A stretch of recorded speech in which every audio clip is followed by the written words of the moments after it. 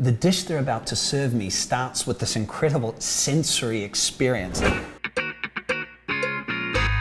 These are the most famous foodie destinations in the world. I'm James Blick, and I'm going to show you the best places to eat in Madrid. With magnificent boutiques and hidden taverns and plenty of secrets, the literary quarter in Madrid is my favorite neighborhood to get lost in this city. Adding to the fact that it's so beautiful is the fact that so many wonderful famous writers have lived here. Miguel de Cervantes, Lope de Vega, it gives a magic to these streets. But mingled with all this history, there's also a taste of the future. In the last few years, some wonderful restaurants have started opening up, run by some incredible young chefs that are excited to bring fresh flavors to the city. Really, it's an explosion of creativity that would have made Cervantes very, very proud and, well, very, very full as well. Let's check it out.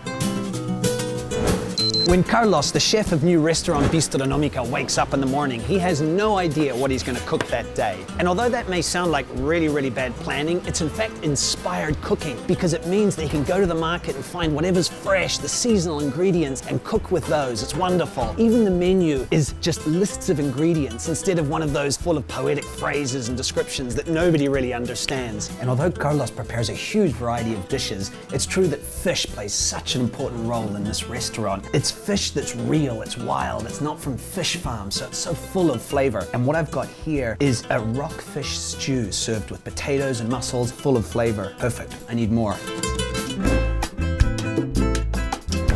The golden sands of the Canary Islands seem so far from these narrow old streets here in the middle of Madrid. And that's what I love about Spain. It's the diversity. When you travel around this country, you see everything changing so quickly, the landscapes, the languages, and importantly for us, the food. So in the Canary Islands, what do the people really eat? Well, the perfect place to discover it here in Madrid is at this restaurant, Gourmet. It opened recently, and he's bringing really unknown products and recipes from the Canary Islands to the Spanish capital. The dish they're about to serve me starts with this incredible sensory experience. They've served me this bottle, which inside has a smoking piece of Canarian pine wood. I can smell it coming up. That's because the dish, this roast beef they call it, it's been cooked on a grill with wood beneath it, Canarian pine wood, and that's going to infuse that pine flavor into the meat. It's like a voyage through the Canary Islands. We have peach from El Hierro, one of the islands. We have cheese from La Gomera. And finally, we have a mojo sauce, which is a spicy sauce from La Palma. We combine it and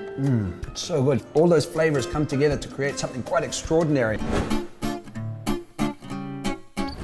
Although Talitha Clos only opened about 3 years ago, this place is now one of the veterans of the modern tapas scene here in Madrid. When these guys started making their creative dishes without pretension or crazy prices, it was really something surprising and wonderful. And the effect on the local dining scene was immediate. Other restaurants took notice, and the whole eating scene in Madrid just took off. It's really changing and it's really coming alive. Let's check it out. Look at this. Good thing I'm hungry. This is a venison shank with wild mushrooms and mountain herbs. I mean, it sounds like a poem. It's so rich, it's so dense, that sauce has got so much flavor. A dish like this needs a wine with a lot of body. What a great combination. I am a very happy camper.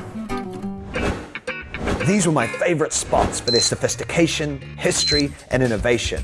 But there's still so much more to discover. Join me on my next trip. Perfect. I need more.